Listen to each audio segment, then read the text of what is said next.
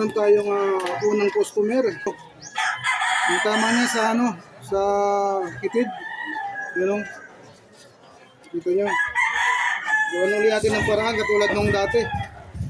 Lagyan ulit natin siya ng damit. Pero bago yun, dapat isara muna natin yung kanyang mga ugat-ugat. So yung mga lods, kung nakikita nyo, putol yung putol yung mga litid niya yan. Putol lahat. Ang diskarte nito para makarecover siya ng, hindi naman full recovery, pero at least makakaano siya. Makakalahi pa.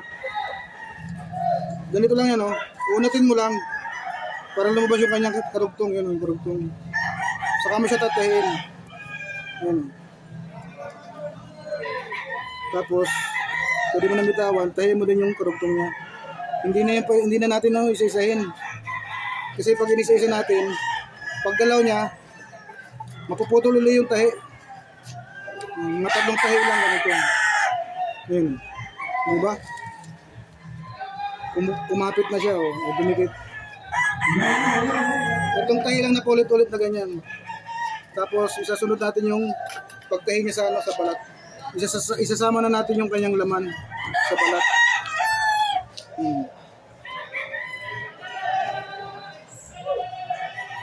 Medyo matigas lang yung nito. Kasi yung buto na buto na malambot. Medyo matigas tayo. Yan, nakita nyo? Paggalaw niya, naputol. Yung tahi. Ito yung pinakamahirap tahiin sa lahat.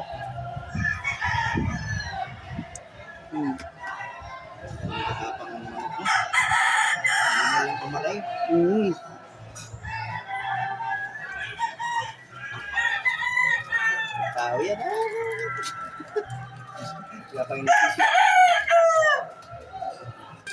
Kaya mula tapos natin tahiin yung kanyang ganitong gawin natin, rectan tahi. Kasama na yung yung balat at saka yung mga litid. So dapat medyo kakapalan lang yung pagkatusok ng karayom para sakog lahat. Makuha mo lahat ng litid. Yan lang.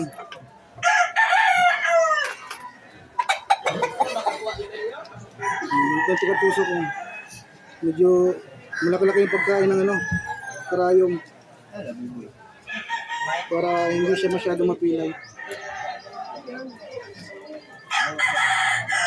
May tanggal. Replay. Lumulas.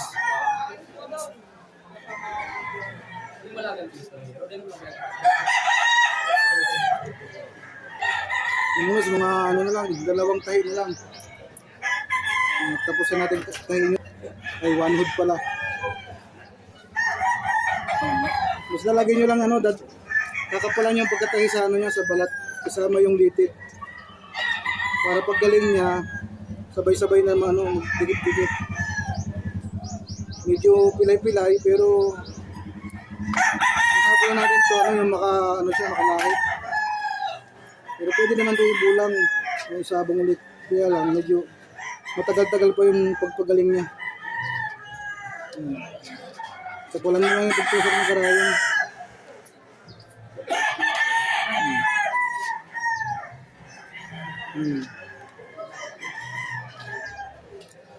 Okay, tapos natin siyang tahiin. Ngayon, lalagyan natin siya ng bado o damit. So, malos, ganito yung gagawin natin. Pag yung tama niya dito. So, gupit lang tayo ng tela.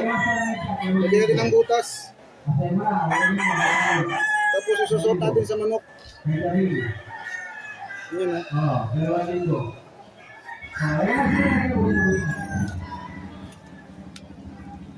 Sopang natin yung kanyang paa sa butas. Yan.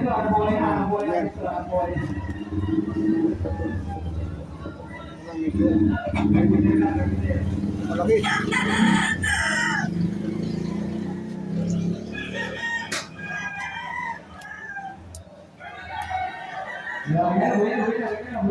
Hirap isa pasok kasi may tari ka.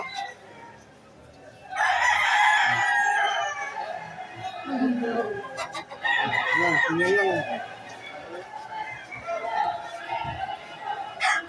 Okay.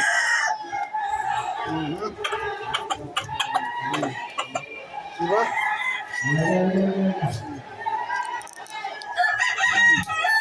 Ngayon ating diskarte mga lods sa may tama sa tuhod.